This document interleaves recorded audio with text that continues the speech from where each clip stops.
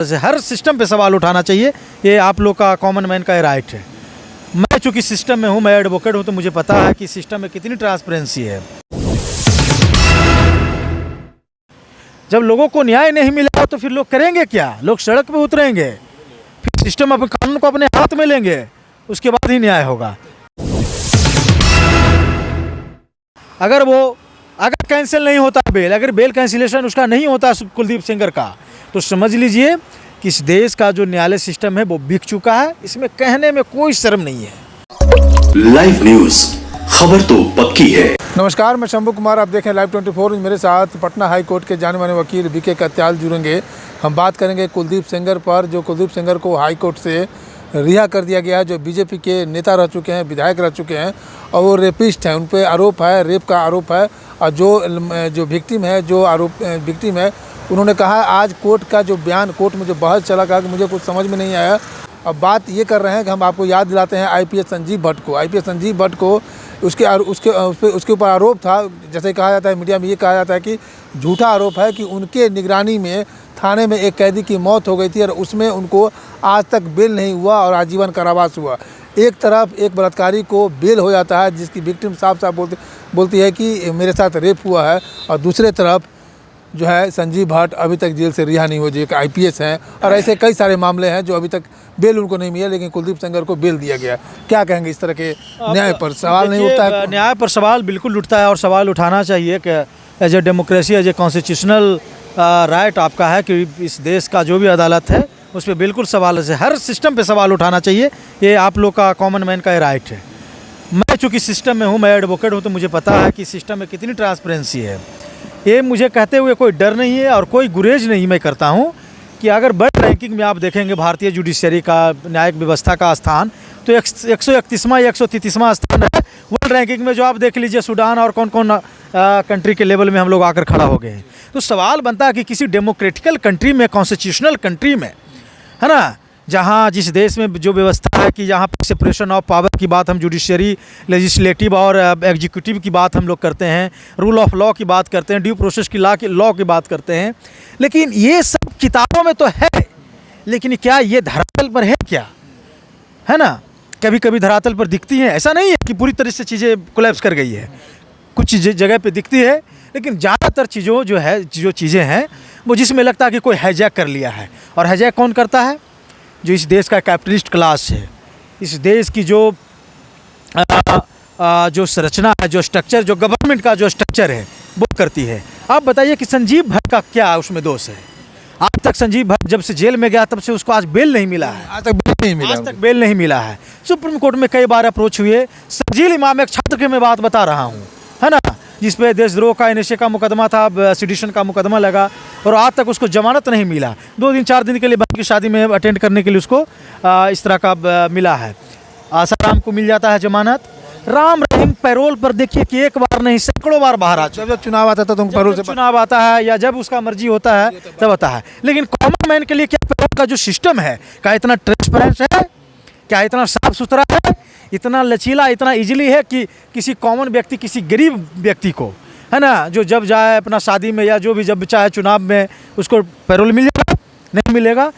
आप बता रहे, मैं रीतिलाल यादव की बात कर रहा हूँ। रीतिलाल यादव को पैरोल की बात कही गई थी, पैरोल नहीं मिला। लेकिन बीजेपी के तमाम बड़े बड़े नेता जो हैं उसको, ये देखिए सरकार किसी की भी हो, इस तरह का सिस्टम चलता है। लेकिन जो भाजपा की जो सरकार रही है, जिसमें ज़्यादातर चीज़ों को देखा जा रहा है, तो इसमें आप समझ लीजिए ये जजमेंट पॉलिटिकल जजमेंट नहीं होता है, ये कहा जा सकता है। ये देखिए, ये कहने के लिए आप कह सकते हैं कि पॉलिटिकल जजमेंट नहीं होता है, लेकिन आप 80% जब आप केसेस देखिएगा जिसमें पॉलिटिकली जजमेंट होता है, वो प्रेशराइज होकर कोर्ट जजमेंट देती है। आप मुझे बताइए संजीव भट्ट को अभी तक क्यों नहीं मिला है? लद्दाख के साइंटिस्ट अभी तक उनको, साइंटिस्ट जो वांगचुक जी हैं, उनका क्या कसूर है?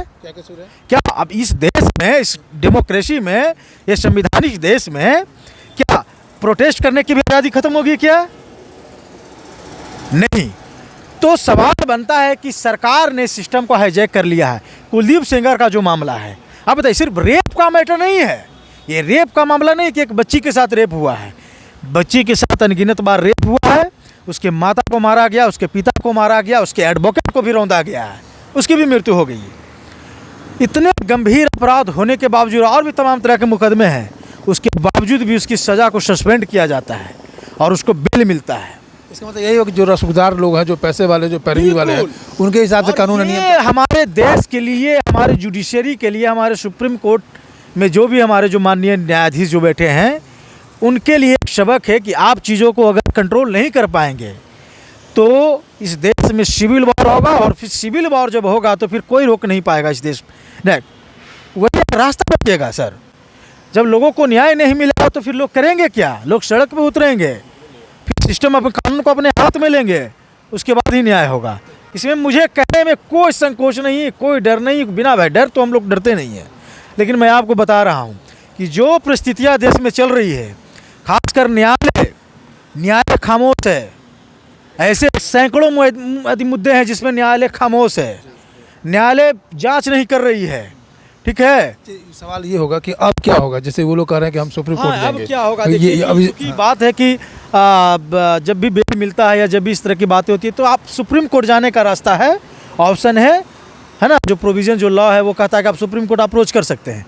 लेकिन बात ये सवाल बनता है कि क्या सुप्रीम कोर्ट में, है ना, इसकी क्या हम जो है कि जो हमारी जो ताकत है ना, क्या वहाँ पर टिक पाएंगे? हैं? अब बात सवाल बनता है कि जो डिस्क्रिशन, जो पावर जो जजेज का होता है, उसके सामने भाई आप कुछ भी आप फैक्ट रख दीजिए, कुछ भी तथ्य रख दीजिए, वो बोलेगा कि नहीं हम मानेंगे ही नहीं इसको, है ना।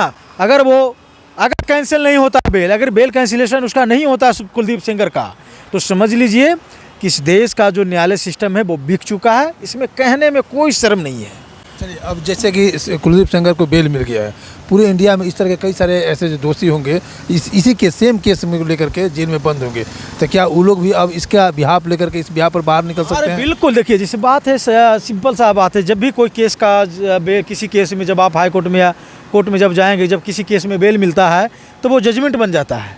ठीक है ना, तो जजमेंट बन जाता है और फिर उसी का रेफरेंस लेकर हम लोग भी चीज़ों को रखते हैं कि लॉर्डशिप इसमें फलना जो केसेस हैं उसमें बेल मिला है, रिलीफ मिला, और सेम मैटर मेरा भी है, इसमें तो मिलना चाहिए मुझे, है ना। तो एक जजमेंट हो जाता है। लेकिन बात है कि अब ये देखना होगा कि अब सुप्रीम कोर्ट में क्या आता है। लेकिन मैं आशा करता हूँ कि सुप्रीम कोर्ट इस संविधान की रक्षा करेगा, इस डेमोक्रेसी की रक्षा करेगा, उस बच्ची की अस्मिता का, उस बच्ची की दर्द का, उसके माँ बाप का, है ना। अब चूँकि बहुत दुख हो रहा है कि उसके माँ बाप इस दुनिया में नहीं है, लेकिन उस बच्ची की उम्मीद, उस बच्ची की आशा, उस बच्ची का फैन का अगर कोई रख सकता है तो सुप्रीम कोर्ट एक आखिरी दरवाज़ा है। और मुझे लगता है कि सुप्रीम कोर्ट को इस पर न्याय करना चाहिए और तुरंत उसका बेल कैंसिलेशन करके उसको फांसी की सजा दे देना चाहिए ऐसे दुर्दांत अपराधी के लिए। अगर सुप्रीम कोर्ट अगर बेल रिजेक्ट कर देती है तो बहुत अच्छी बात है, क्योंकि समाज में एक मैसेज गलत नहीं जाएगा। अगर रिजेक्ट नहीं करती है सुप्रीम कोर्ट, अगर हाई कोर्ट के डिसीजन को फॉलो करता है, तब तो एक मैसेज तो समाज के लिए गलत चला। बिल्कुल, ये बहुत नेगेटिविटी, इसका बहुत नेगेटिविटी इफेक्ट इसका होगा।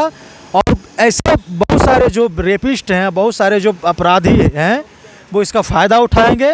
और इसमें कहने में कोई दो राय नहीं है कि आने वाले जो हमारा जो भविष्य होगा, हमारी जो बच्चियाँ जो है, कि आप उस बच्ची के लिए सबसे बड़ा सवाल है कि वो बच्ची दिल्ली गेट पर दिल्ली में प्रोटेस्ट करती है, उसको वकील डिटेन किया जाता है, उसको एडवोकेट से मिलने नहीं दिया जाता है, जबकि एडवोकेट से कंसल्ट करना इट्स अ फंडामेंटल राइट, है ना। अब DK Basu versus state of West Bengal का केस बढ़िए, ये हमारा फंडामेंटल राइट है, लीगल राइट है, नहीं दिया जाता है। तो ये साफ पता चलता है कि पुलिसिया जो तंत्र है, जो पुलिसिया सिस्टम है, ये किस तरह से काम कर रही है। जो बीजेपी जो गवर्नमेंट है, इस देश को पुलिस स्टेट बना दिया गया है।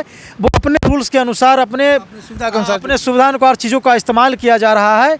और अब समझिए ना कि एक वकील को उसे मिलने नहीं दिया जा रहा है। वो बच्ची डरी हुई है, उस बच्ची को खतरा है कि कहीं उसके साथ फिर भी उसकी माँ बाप की तरह उसे भी कहीं ख़त्म न कर दिया जाए।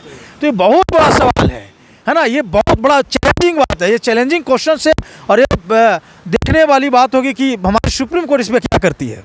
चलिए, आपने सुना बीके कत्याल जो पटना हाई कोर्ट के वकील है, और उन्होंने कहा कि उम्मीद है कि संविधान की रक्षा होगी और सुप्रीम कोर्ट में बेल रिजेक्ट हो सकता है। अगर रिजेक्ट नहीं होगा तो समाज के लिए एक नेगेटिव मैसेज आएगा, लेकिन सुप्रीम कोर्ट पर इनको भरोसा है और संविधान की रक्षा होगी और कुलदीप सेंगर का जो बेल है उसको रिजेक्ट किया जा सकता है। मैं शंभू कुमार, कैमरा जर्नलिस्ट राजेश के साथ, पटना। लाइव न्यूज, खबर तो पक्की है।